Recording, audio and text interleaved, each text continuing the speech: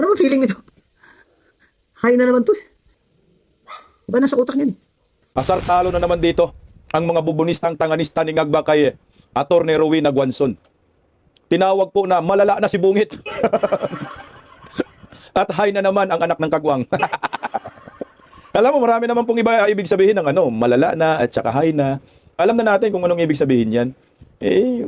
Ewan ko lang kaya sa mga bubunistang tanganista kung ano ang pagkaintindi nila. Pero yung banat ni Attorney Rowena Guanzon talagang papunta dun sa pagiging bangag ni Ngiwim. Hoy, at ito pag-usapan rin po natin, animal talaga itong mga atakdog ni Bungit o walang katapusan. O ito, Boyeng, nagpakawala na naman ng maling impormasyon laban kay kung Leandro Levisti at sa mga Duterte. Nagpakalat na naman ng fake news itong si Boyeng at sinabi, konektado umano ang mga Duterte sa mga Levisti. Anak ng kagwang tang inumin Dahil di umano sa pagbigay ng franchise ng Duterte admin sa kay Leandro Levisti kumpanya na kinainggitan ngayon ni Boyeng at ni Chucky Claire. Sige, fake news pa kayo para makasuhan kayo ng libel. Naawa pa nga si Leandro Levisti kay Chucky Claire Civil case lang, dapat ginawang cyber libel, criminal case para makatikim Pero 110 million din po yan mabigat-bigat rin yan. Pero kaya po yan ng malitang pera ni Bungit yung 110 million. May sukli pa nga. Pero okay daw sabi ni Leandro Levisti, magsasampa siya muli ng libel case kay Chucky Claire pag hindi tumigil. So another 110 million, anak ng kagwang 220 million. So boss, ang pinagputahan. Magandang tanghali po sa ating lahat. Like po muna, pa-share, pa-subscribe at pakipindot po ang inyong notification bell upang lagi po tayong updated sa ating mga video. Suportahan po natin ang Birada Aguila, alas 2 hanggang alas 4 ng hapon, Lunes hanggang Biyernes. At idamay nyo na rin po pag-subscribe ang Bisdak Historiador, pangalawang YouTube channel ko po yan. Bibihira pa lang ako nag-content dyan. Malay natin, may maisip tayong iba. Ito po mga kababayan ko. Pag-usapan po muna natin saka na yung pang-aasar ni Attorney Rowena Guanzon sa kay Bungit. Dito muna tayo kay Leandro Levisti. Kasi nga, kamakailan, di ba nagsampa siya kay Claire Castro ng civil case. Puta na, civil case lang Sana criminal case Naawa daw si Leandro Levisti dahil sa pagpapakalat ng maling impormasyon sa kanyang naturang kumpanya. Kaya nga nagsampa siya ng 110 million moral damage.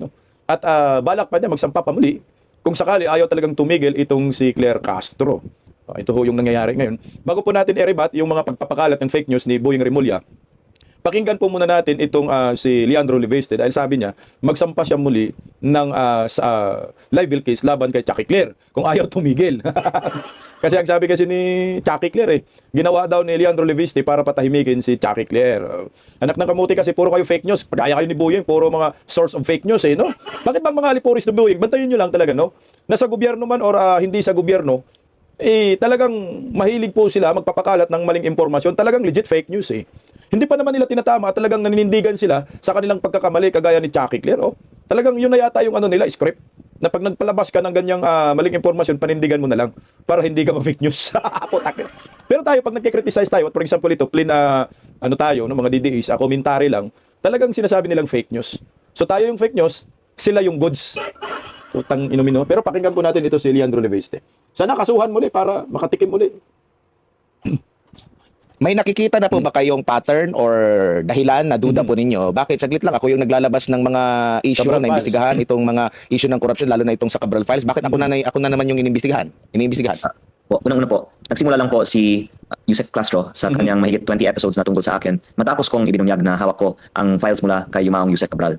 At nung nasabi niya na binenta ko yung prangkisa, tapos kinorek siya ng Meralco, umarap man siya ng ibang sinabi na may multa daw ako sa DOE. Nandiyan ko din po, ang kumpanyang binenta ko sa Meralco ang may naturang multa, hindi po ang kumpanya na pinag-aari ko.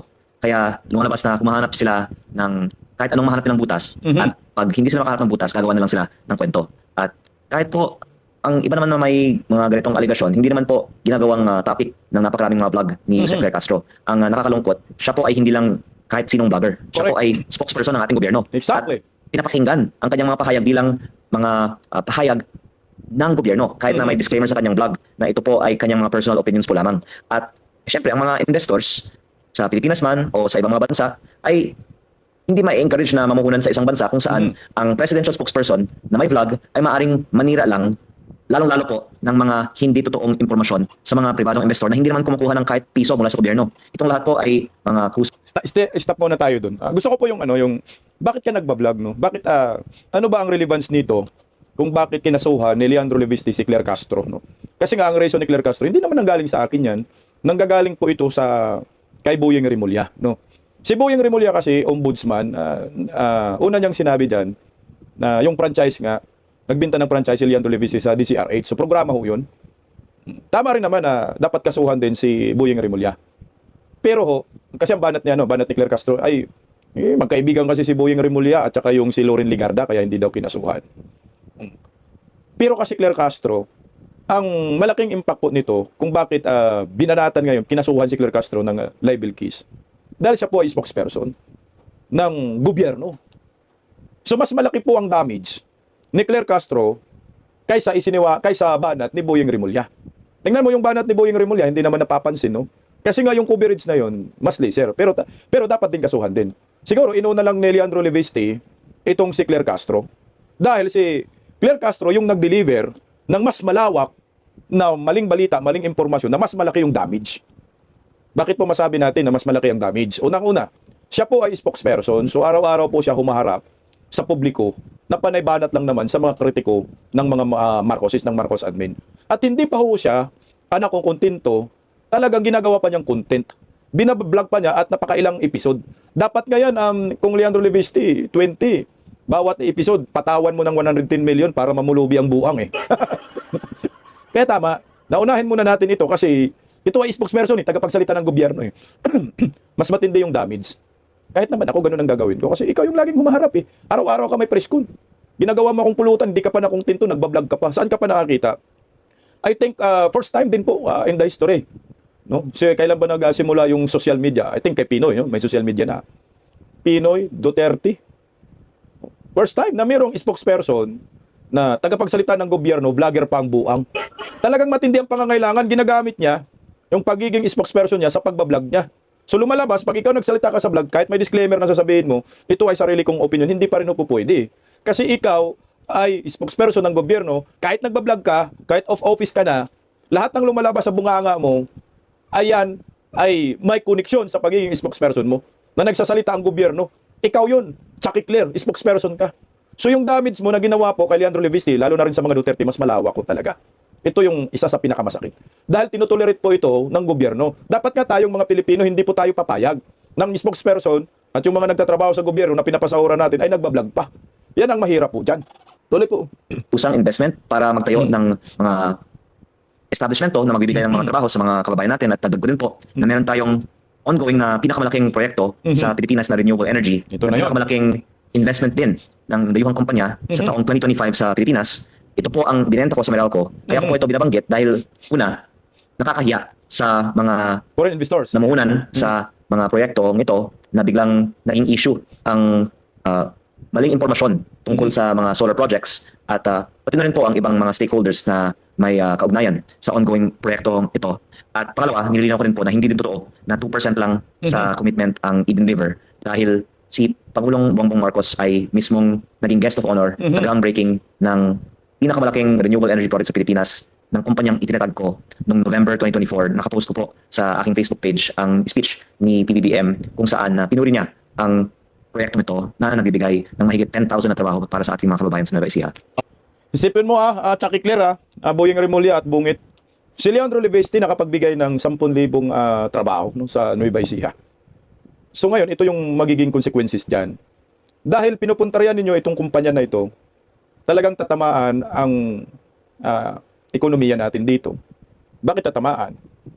What for example ako, foreign investors ako. Nag-invest na ako dito sa Solar Philippines, kay Leandro Levisti. Hindi ako sanay sa politics eh. Alam nyo ba na ilag ang mga negosyante pagdating sa politics, mga foreign investors. So ngayon, kinaladkad ng gobyerno ang negosyo ni Leandro Levisti na nakatulong sa ating ekonomiya. Maraming mga foreign investors na nag-i-invest dyan. So nagulo ngayon yung naturang kumpanya dahil pinalawak ni Claire Castro at ng gobyernong nakangiwi ang panga. So ano yung indikasyon nito? Posible, ito sa akin lang naman teorya, no? Posible, itong mga foreign investors ay magwi-withdraw ng kanilang investment. At wala nang mag-i-invest. So ngayon, sino ang tinatamaan? Kumpanya ni Leandro Leviste.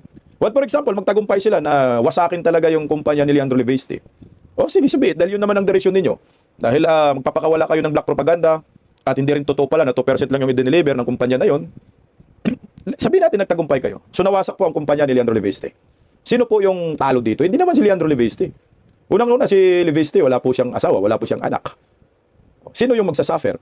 Ilang libo po yung na-employee dyan? Sa Solar Philippines, 10,000. Putang ina, no? Mawawala ng trabaho yung 10,000 Pilipino. Tapos mawawala ng investment ang Pilipinas. Hirap na nga ho kayo maghanap ng foreign investors. Pilit po ninyong winawasak ang kumpanyang ito, nakakahikayat ng mga direct foreign investors.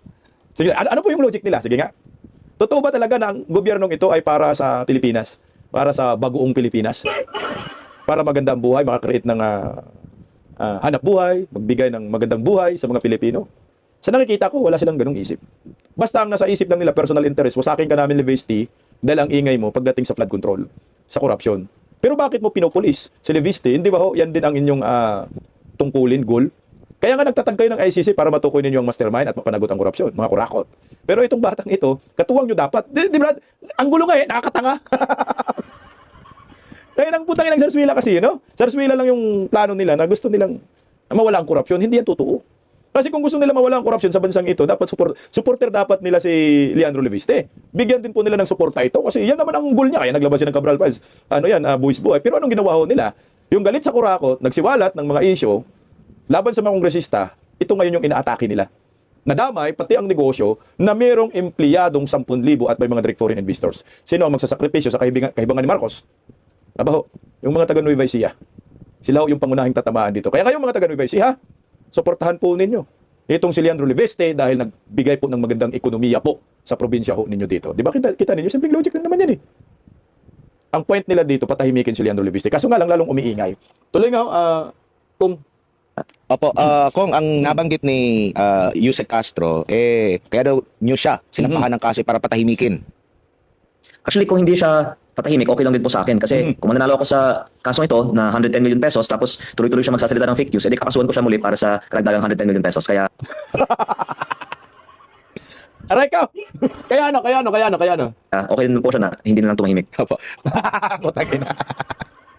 Hindi talaga tatahimik yan. May busal man na akong Leandro Leviste. So 110 million, kaso ulit ng 110 million, so magkano? 220 million. Putangin na. Ang pinagputahan kay Bakit at kay Bangang ubos. Aray, Chucky Clear. Sige, okay lang, pirahan mo na lang ng pirahan akong Leandro Leviste. Kaya, Chucky Clear, mag-iingat ka.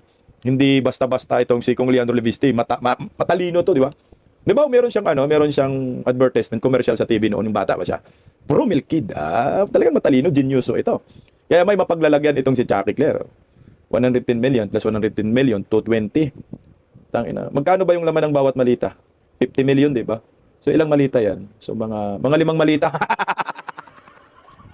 Tama ba? So mga 5 malita, yung kailangan ni Chucky Clear. Ay, sabagay, sabi nga naman Manong Chavez Singson, ang laki daw kasi ng budget ng PCO, nasa 2.4 billion, 2.4 billion pesos. So maning-mani, kayang-kayang bayaran ni Chucky Clear yan, yung mga moral damages, mga danyos.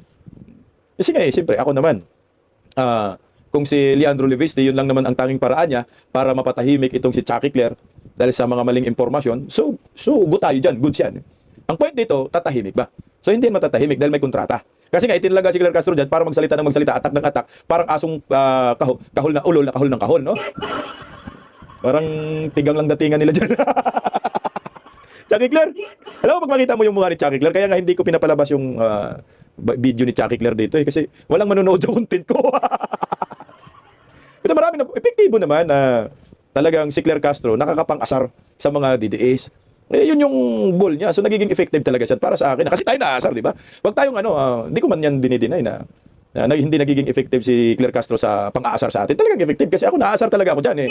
Pero ang tanong dito, nagiging effective ba siya sa pagiging spokesperson ni Bongbong Marcos para magbigay ng update kung ano na po ang kalagayan ng bansa at kung ano na po ang ginagawa ni Bungit? May nagawa ba si Bungit? Hindi siya effective doon. Depektibo siya doon. Bakit masasabi kong depektive siya doon? Kasi nga, ang trust rating ni Bungit, bagsak ng bagsak ang survey. Doon naman tayo nakalamang. Kaya goods naman din sa atin na panay atak lang ng atak itong si Claire Castro dahil si Bungit nakaladkad pababa. Simula daw ng simula ng sabi ni Leandro Leveste, simula ng naging spokesperson si Claire Castro, doon na pabagsak ng pabagsak ang rating ni Bungit. Pakinggan natin ulit si Leandro. Bago lang si partner NJ po. Yun nga po yung next na tanong ko po. Dahil parang nagkakaroon siya ng dual entity at hindi lahat Ayun. nakakaintindi na meron siyang dual entity na isang nasa opisyal ng communications ng national government and at the same time may Vlogger. napapayag ng sariling kanyang opinion sa kanyang vlog. Nais niyo po bang mag-stick siya sa isa lamang po? Kasi naalala ko, last administration, mahigpit na ipinagbawal din kasi may mga vlogger din, kilalang vlogger na nasa communications din po. Correct. Pinatigil sila sa kanilang vlog o di kaya pinapili siguro dahil nasa gobyerno ka na at ang Eksakto. tingin sa iyo ikaw yung kumbaga nagiging tagapagsalita na at lahat kung saan kang lugar, kumbaga ang lalabas sa 100%. bibig mo opisyal na statement ng Exactly, pamahalaan. ka dyan. Tama po. At naisip ko lang ngayon, baka may legal prohibition nga sa pag-negosyo sa vlog niya habang siya po ay presidential spokesperson. Baka pa rin natin pag-aralan yan. Pero Nako. of course, politically, hindi maganda para sa administrasyon na may vlogger na hindi lang siya basta-basta nag-vlog, umaatake siya kahit ng mga kakampi ng administrasyon. Kaya lalong dumadami yung mga kalaban ng administrasyon dahil sa mga vlog niya. At actually, pina-research ko rin sa aking staff. Yung approval rating ng administrasyon ay bumagsak sa nakaraang taon kasabay ng pagpasok ni Yusek Claire Castro bilang presidential spokesperson. At maaaring ma-attribute natin ang pagbaba ng approval rating ng administrasyon, among other reasons, sa failed communication strategy led by Yusek Claire Castro. At para sa mga nagnais na ang ating gobyerno ay makakakuha ng tiwala ng taong bayan, dapat siguro palitan na si Yusek Claire Castro bilang Yusek. Lalong-lalo po dahil siya ay may, as of now, kaso. Kaya paano siya maging spokesperson na may kaso? Paano siya pagtiwalaan ng mga tao, di ba? Exactly. Pero kung ang iba naman sa inyong mga viewers ay nagnanais na bumaba ang approval rating ng administrasyon, edi pasalamatan ninyo po na si Yusek Claire Castro ay ang spokesperson ng ating administrasyon. Puta, dyan nga tayo lumamang. Naasar tayo kay Claire Castro, pero goods din. Parang win-win ba, no? May sa kabilang banda, nagiging effective siya sa pang-asar natin, talagang naasar ka. So sa kabilang banda naman medyo goods tayo at advantage sa atin. Sabi nga ni Leandro Leviste, pasalamatan nyo yan si Claire Castro dahil yung research team ko, simula daw nagiging spokesperson to ay bumabagsak na yung trust rating ng presidenting nakangiwi yung panga. Alam mo sa panahon talaga, tama yun si Sir Admar dyan. Sa panahon ni former President Duterte, may mga vlogger talaga na nakapwesto sa gobyerno na sumusuporta kay Tatay Digong.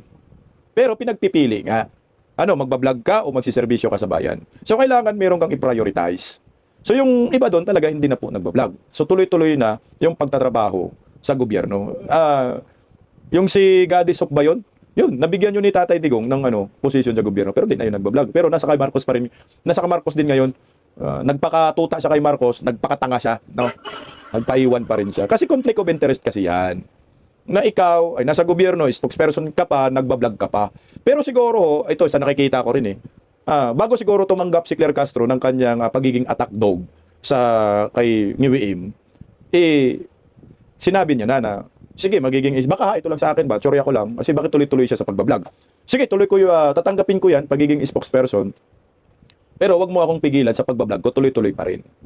Pero pag tiningnan mo, yung kredibilidad ni Claire Castro, nasabi nga ni Leandro Leveste, yung kredibilidad niya sa pagiging spokesperson, may kaso na nga Kaya dapat ito palitan at tanggalin na. Pero sa akin, mukhang yung kredibilidad talaga ni Claire Castro, matagal na po talagang bagsak. Walang kredibilidad yan na magsalita in favor of Bongbong Marcos, maging spokesperson. Unang-una, ano bang history ni Claire Castro? Anti-Marcos man yan. Anti-Marcos si Claire Castro, talagang matindi bumanat kay Bongbong Marcos. Kahit review mo lahat ng kanyang mga vlog, anti-Marcos legit. Pero magulat ka, anti-Marcos itong babaeng ito, vlogger na ito, pero nagsasalita ngayon, nagiging spokesperson ni Bungit at nagiging kakampi. So ano ang kredibilidad mo nun? Kasi siyempre sasabihin ka, wag mo kaming lokohin. Kalaban mo Marcos noon, binibira mo sa vlog mo. So ngayon, naging kakampi ka na. Ikaw ay nagiging umuuyon ka na sa kay Marcos, kay BBM, pero noon, putang ina, makabanat ka. Ipinagbumukha mo pa na si Bongbong Marcos ay ubog at tanga. Diba ganun yung mga linyahan niya sa pagbablog niya. So ano ang kredibilidad niya dyan? Wala, zero as in. Kaya nga sabi ko ngayon, butsang ina, kung ang spokesperson ba ang ating pag-uusapan, dapat yung magsasalita, ay yung talagang noon pa, ipinagtatanggol mo na si Bungit. Bibigyan tayo kita ng halimbawa, no? Sa panahon ni former President Duterte, ang spokesperson talagang legit na Duterte supporters. Diba? Talagang sumusuporta. Pero itong ngayon, utang ina, anti-Marcos spokesperson. Hindi ba nagsisilos ang mga ibang political vlogger ni Bungit na nagdidipinsa sa kanya noong nakaraang eleksyon? Pati kayo, na traitor kayo dito Mas pinili niya ang mga anti-Marcos magsalita kumpara sa mga pro-Marcos. O, di ba? Magsilos ako, putang ina na to. Kalaban natin sa banata noon, ito, nagiging spokesperson pa ni Bungit. Ano yung tama dyan? Hindi malakas ang tama. Siguro naman, hindi na rin pumapalag yung iba dyan dahil binubusalan. What, for example, si Thinking Pinoy. Di ba? Wala na si Thinking Pinoy ngayon. Oh. Baka sinabi ni Baki, huwag ka nang magsilos, sampalin kita na lang ng malita-malitang pera, tumahimik ka na lang. Pero ang tanong pa rin dito, yung credibility pa rin. Maki-question ka pa rin, babalik pa rin tayo doon sa tanong na ano ang credibility ni Claire Castro bilang spokesperson na sa ngayon ay may kaso na dahil sa kanyang pagiging dakdak ng dakdak dyan sa vlog niya at pagiging tagapagsinungaling ni Bungit. Okay. Alam mo sa akin di ba sabi sila na, mga nagpapakalat ng fake news, lalo na si Claire Castro, talagang tinuturo tayo sa fake news na, mga DDS, mga fake news maker daw. Pero hindi po yung totoo. Dahil tayo po ay plain commentary lang. Kagaya po nito, nagkukomento lang tayo sa mga balita, sa mga opinion ng mga personalidad, political person, at sa mga nasa gobyerno, isyo sa lipunan. Ito, pag tayo ay nagkukomento, binibira tayo. Pero ito, si Boyeng Remulla, si Claire Castro, harap-harapang panluloko, pag-fake news sa mga balita, bakit hindi po ito binabatikos? So ngayon, don't tell me na ang mga Pilipino ay okay lang na magpapakalat ang fake news na nasa gobyerno. Hindi natin sisitahin, no? Kailangan natin sitahin, kailangan natin i-rebat. Kagaya po itong isinisiwalat na naman ni Boyeng Remulla. Pagkatapos ng maglabas ng maling balita against Leandro Leviste sa franchise, tapos DOE na naman, ito na naman, hindi natigil. Palpak na yung dalawa, nakasuhan na nga si Claire Castro dahil sa pagsisinungaling. May bago na namang fake news si Boyeng Remulla. Bakit po hindi ito tinituligsa ng mga mainstream media? At bakit po hindi ito pinaparusahan? Tingnan mo ha, lalo na Palacio de Polvoron, kayo, di ba galit kuno kayo sa mga fake news? Pero bakit si Boyeng, kayo, goods lang kayo, magsisiwalat ng fake news? Ano ba yung fake news ni Boyeng? O ito po, yan natin yung fake news si Boyeng Remulla. DCRH na naman, ito na naman yung tahanan ng mga fake news ni Boyeng. Ang sabi kasi dyan Boyeng, hindi talaga sila titigil kay Leandro Leviste, no? Maghanap talaga sila ng paraan para masira yung kredibilidad ni Leandro Leviste dahil sa pagsisiwalat ng Cabral Files. Ang sabi ni Boyeng dyan may koneksyon yan si Representative Leandro Leviste sa Duterte government. 2019 yung franchise. Kasama nanay niya, Senator Loren Ligarda, kasama siya naglakad niyan. Pero syempre, kunyari arm's length siya, pero chairman ka ng budget, chairman ka ng finance committee, pwede bang wala? Oh. Alam niyo po, Boyeng Remulla, Duterte naman yung sinisisi mo. Kinakaladkad mo na naman sa mga Duterte. Putang inang mga mga prinsipyo yan, mga tsorya. Pag may mga anti-government, mga anti-Marcos, tinuturo nila talaga ay pro-Duterte yan. May ugnayan yan sa mga Duterte. So, ibig sabihin ba nito? Lahat ng mga nakakuha ng congressional franchise sa panahon ng mga Duterte, ng Duterte admin, ay pro-Duterte. Ang tanga nyo naman. Hindi mo ba alam, Boyeng, from the word congressional franchise, ang nag-a-approve po ng prangkisa ay Kongreso. Di ba congressman ka niyan? That time. Pwede pang sabihin namin, ikaw may connection ka sa mga Leviste.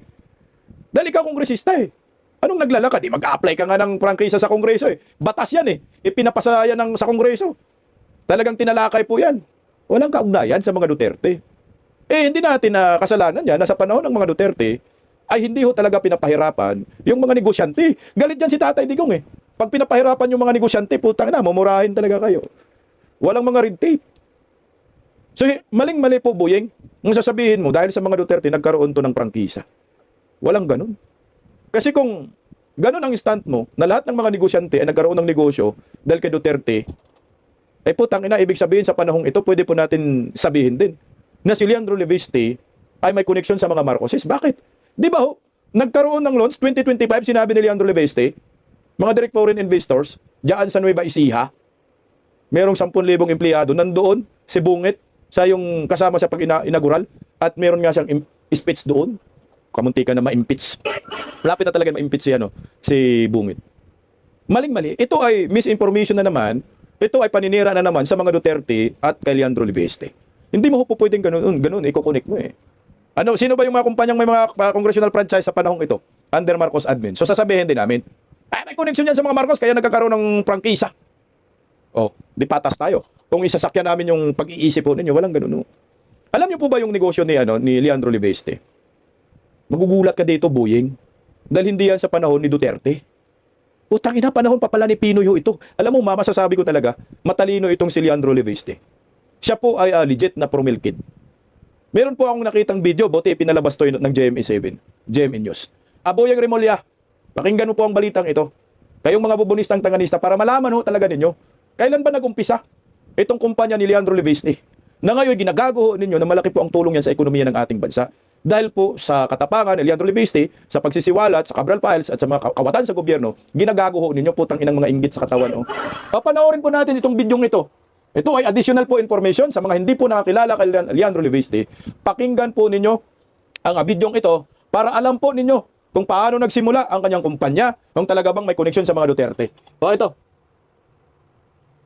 Bukod sa pagiging anak ni Senadora Loren Legarda, naging matunog ang pangalan ni Batangas 1st District Representative Leandro Leviste sa industriya ng solar power at sa issue sa maanumalyang flood control projects. Nakatutok si Mauv Gonzales. Sa industriya ng solar energy, unang lumikha noon ng pangalan, si ngayon Batangas 1st District Representative Leandro Legarda Leviste. Sa edad na 20 taong gulang, ang anak ni Senadora Loren Legarda, itinatag noong 2013 ang Solar Philippines Power Project Holdings Incorporated. Putang ina buying. 2013 pa pala eh. Nagkaroon ng kumpanya itong si Leandro Levisti, Solar Philippines. Kanino panahon yan? Pinoy. So sasabihin din natin, Boyeng, sakyan namin yung ano mo. May koneksyon. Si Levisti sa mga Pinoy, sa mga Adilawan, ay nagago na talaga. Putang ina, ang kikitid ng mga utak ng mga to, no? Wala na, gusto lang manira. O, ito maliwanag 2013 nagsimula yung kumpanya ni Leandro Levisti sa edad na 20 anyos. 20 years old, bilyonaryo na. Talino talaga, oh. Tuloy, oh. Na ayon sa kumpanya, ay siyang pinakamalaking solar company sa Southeast Asia. At sa loob lang ng isang taon, nakakuha ang kumpanya ng kaliwat ng kontrata mula sa Department of Energy. Noong 2016, pinasinayaan ng Solar Philippines sa Calatagan, Batangas ang anilay kauna-unahang solar farm sa Pilipinas. Si Pangulong Noynoy Aquino pa ang panauhing pandangal noon. O, tingnan mo, ha? Aquino admin. Umalagwa na yung Solar Philippines Leandro Levisti. Tangin naman ito na buying talaga, oh. Tapos sasabihin mo ngayon, konektado sa mga Duterte, nandyan pa si Pinoy nagsasalita. Anak ng kakwag talaga naman, oy, buying! Tangin ninyo. Eh nga, tuloy, oh. All of us owe this to you, Mr. President.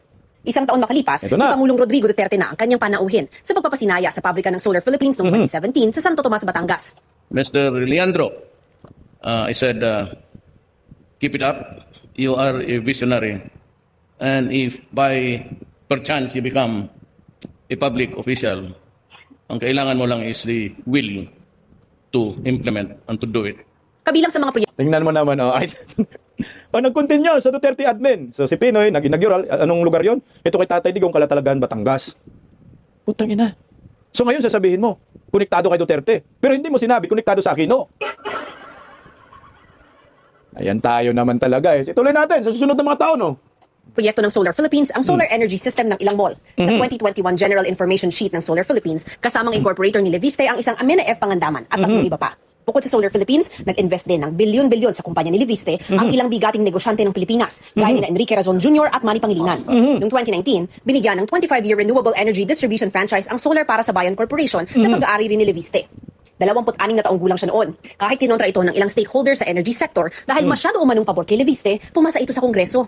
Ang ina ni Leviste na si Senadora Legarda nakaupo bilang senador noon. Pero aniya, hindi siya nakialam para pumasa ito sa Kongreso. As you know, I abstained. That is my son's company, of which I'm not an owner. And in the words of the sponsor, it is a social justice legislation. I think it's, but I abstained out of delicadeza because it's owned by my son. Tingnan mo ha, anong problema dyan? Alam mo kasi, yung congressional franchise, putang ina, pinaghiringan yan eh. May congressional hearing yan. Hindi kasalanan ng mga Duterte kung nabigyan yan ng congressional franchise. Pinagbutuhan yan, pinagdidibatihan yan sa Kongreso. So anong maliho ninyo dyan? Bakit may kukulik sa mga Duterte?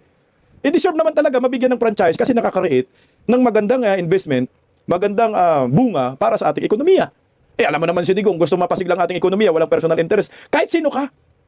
Walang pakialam dyan si Duterte. Putang ina, kahit kalaban ka, walang pakialam. Ay, yung sa Naga International Airport, di ba? Naga ba yun? Ay, Bicol International Airport? O bakit? Dilawan yun eh. Bakit pinaayos ni Digong? Nagkaroon kayo ng International Airport dyan sa Bicol. Hindi, ibig sabihin pala, kayong mga taga Bicol ay mga Duterte talaga kayo lahat. Yung yung gobernador dyan, puro Duterte. Yung gobernador dyan, konektado sa mga Duterte, putang ina ang kikitid ng utak ninyo. Yan sa Sorsogon, mga coastal area dyan, pinaayos ng mga Duterte. Ay, ibig sabihin, may connection kayo kay Duterte lahat dyan. Tanga talaga naman tong animal na mga hinayupak, no? Kikitid ng utak. So, sino po yung mga nabigyan ng congressional franchise sa panahon ni Duterte, mga television network? So, ibig sabihin pala yan, konektado sa mga Duterte, puta, kitid yun, no? Wala yan. Yung binabanat ninyo kay Leviste, dahil dyan, sa mga paninira nyo lang, dahil nga gusto nyo masira yung kredibilidad. dahil ang batang ito ay hindi takot magsiwalat sa katangahan ho ninyo. Tuloy, A 25-year-old entrepreneur. Kalaunan, pinirmahan ito ni dating Pangulong Duterte at tuluyang naisabatas ang prangkisa ng solar para sa bayan. Binigyan ito ng kapangyarihan ang solar para sa bayan na magtayo, mag-operate at mag-maintain ng solar-powered facilities sa mga lugar na walang kuryente o underserved. 2025, naupo Ito si na. Leviste bilang kongresista ng 1st District ng Batangas matapos talunin ang incumbent na si Eric Buhain.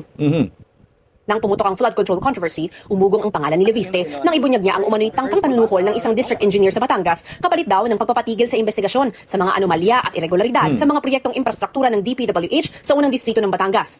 Isiniwalat din ni Leviste ang binansagang Cabral Files na naglalaman umano ng insertions ng ilang mababatas at miyembro ng gabinete sa budget. Nitong Enero, sinabi ni Ombudsman Jesus Crispin Remulla na iniimbestigahan nila si Leviste dahil umano sa pagbebenta ng prangkisa ng solar para sa bayan sa Meralco Power Gen Corporation o MGen. Pero paglilinaw ng MGen, shares ng isa pang kumpanya ni Leviste na SP New Energy Corporation ang binili nila mula 2023 hanggang 2025 at umabot ang transaksyon sa mahigit 22 billion pesos. Inanunsyo naman ni Energy Secretary Sharon Garin na halos 12,000 megawatts ng mga kontratang ibinigay sa Solar Philippines ang kinansela noong 2024 at 2025 dahil sa hindi pagsunod ng kumpanya sa kontrata. Nangingi ngayon ng 24 billion pesos na penalty ang DOE mula sa Solar Philippines. Ayon kay Garin, walang record sa DOE na nailipat na ni Leviste ang ownership ng Solar Philippines. Bago umupo sa Kamara, sinabi ni Leviste na nag-divest siya sa SP New Energy Corporation na subsidiary ng Solar Philippines. Sa public ownership report na in-upload sa Philippine Stock Exchange website ngayong araw, inilahad ng SPNEC na pagmamayari ni Leviste ang mahigit 9.35 billion shares o 18.66% ng outstanding common stock ng kumpanya. Nauna nang sinabi ni Leviste na sasagutin niya ang mga isyong ipinupukol sa kanya sa pagbubukas ng sesyon ng Kongreso sa January 26. Putangin na, no? Kung yung Department of Energy sasabihin nila na si Leandro Leviste pa rin may-ari ng Spinik, ay gago, sinabi na nga ng Meralco na bili na noon nila. Tanga talaga, no? Sus ko, Ginoo. Di ba si Rason? Ayan. At saka si Pangilinan, yung nakabili ng shares.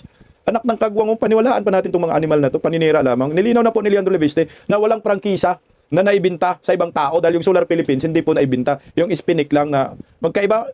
Yung solar ng bayan, yun yung merong prangkisa na hindi ibininta. Yung Spinik, yun yung naibinta yung shares. Anak ng kamuti, oh.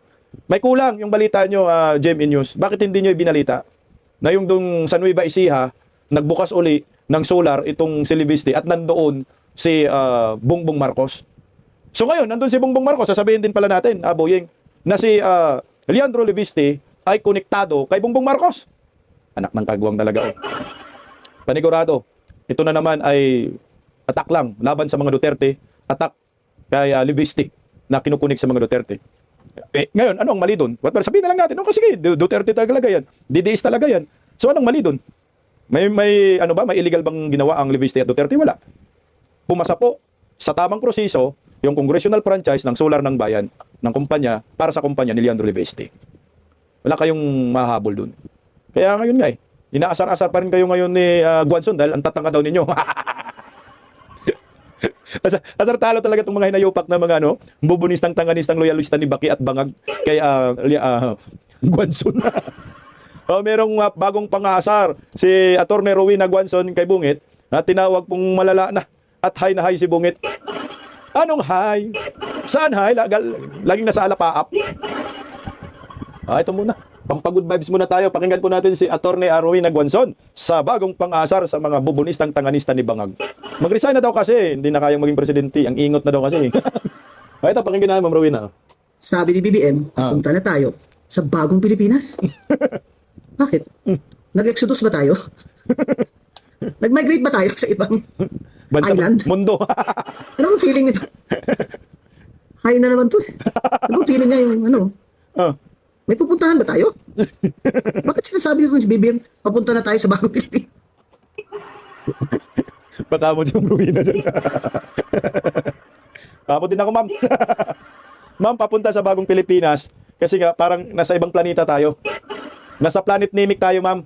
Kaya pupunta tayo sa bagong planeta, dito po tayo sa bagong Pilipinas kung saan daming mga durugista. Kung saan daming mga kurakot. Ito yung bagong Pilipinas yan. Ibang mundo to, ma'am. Mundo ito ng mga halimaw. Kung saan, nandoon ang mga kalaban ng mga Dragon Balls.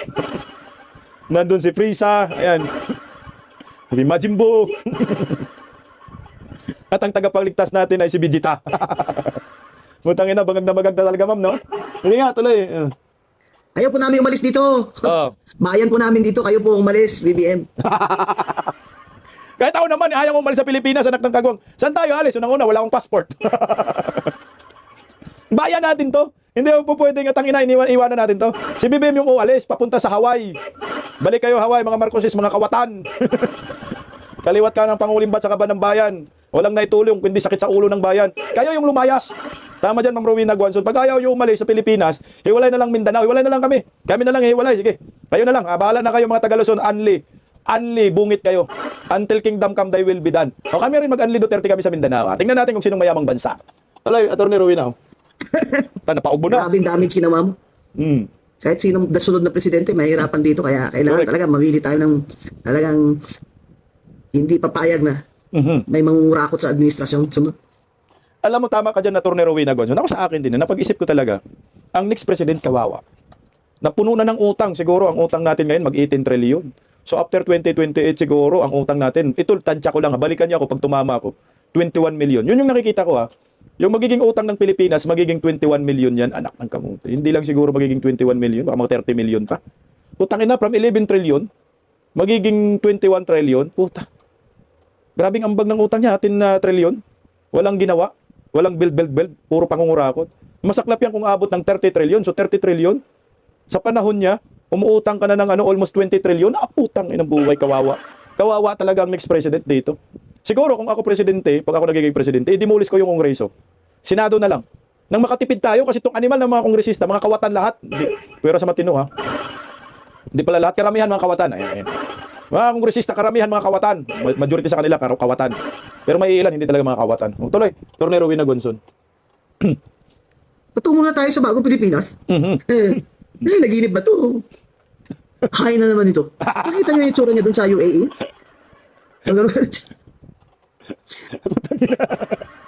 Na naginip ba to or hay na naman to? Ang anak ng kamote, hay lang araw-araw. Oras-oras yan, Atty. Rowena Guanzon. Every 2 hours nga daw, sabi niya, ni Cathy Binag. Every 2 hours, 20 white shirt. Kaya hay lagi yan. Hawak-hawak yung Philippine flag para siyang bata. Tapos gano'n siya. Meron siyang iniisip sa utak niya. Meron siyang music na sinusunod. yung hawak na nawatawat ng Pilipinas, nag-iisip niya. So yan, nag-iisip siya, no? So yung utak, meron siyang sinusunod na music. Anong music? Music ng mga demonyo. Sabi siguro, hey, I got a friend. I'm not together. I'm in time of blue. Anyone know? With a bee, right away. Rip for time. And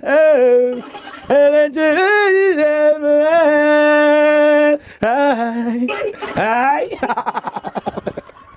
Putangin na, walang lyrics. Ay na, ay. Yeah, ito talaga. Talagang malala na itong Lala mo BBM. lang. Kailan pa kaya mapansin to ng Amerika, ni Trump, na talagang bad for business na ito si BBM. Kaya lang, Exactly. habang binibigyan niya nga ng access ang military access ang Amerika, goods lang sila. Pero grabe. Di na kaya, ma'am, no? Another year. Another year, another day. And our economy is not getting better. It's going into deeper shit. Parang Napamura nalilina na. ako doon sa theory o kwento o may narinig sa kanila. In the first 3 years, kukurakutin nila ng todo. Nako, Tapos ubos. sa third year, BBM will look like siya ang savior dahil ihihinto niya. Mapaimbestigan niya. Parang hero But by pandatingan. this time, it's too late. At hindi niya na-anticipate na lunod-lunod ang mga tao at mga bahay sa big, great fields. Hindi niya na-anticipate ang acts of God. Grabing bahana naman ngayon, Paano niya ma-anticipate ito? Bangag na. Ba, nasa utak niya. Talaga bang naniniwala pa kayo na hindi siya cocaine addict? Nako, Tingnan niyo, i-review niyo yung mga video niya. Okay lang ba kayo dyan? utal-utal. Okay lang ba kayo? Another 3 years yan? Dapat mag-resign siya. Sasabihin nila tayo na nagde-demand ng resignation ay inciting sedition. Ang dami ng mga bugado dyan, pero ang tatangan nyo, no? Tatakutin nyo pa kami ng sedition. Kaya nga kawawa talagang Pilipinas sa akin lang, guys. No? Ako, sa akin di man ako abogado, no? Pero talagang ang dami ng ground for impeachment itong si BBM. Yung pagiging, yung betrayal of public trust, yung pagsisinungaling niya na Hindi siya gumagamit ng pulburon. Putang ina, isang malaking question dyan eh. Dapat magpa-hair follicle test ka kasi kawawa ang bayan mo. Isang pulbos addict ang namumuno sa atin. Yan ay putang ina malaking pagtatraidor, pagtataksil sa bayan. Sipin mo in the 6 years, nagpapatakbo ng Pilipinas ay lulong sa isang pulburon na pinoprotektahan pa rin ngayon ng mga tatanganistang bubunista ni Bangag. Yan ang maliwanag dyan.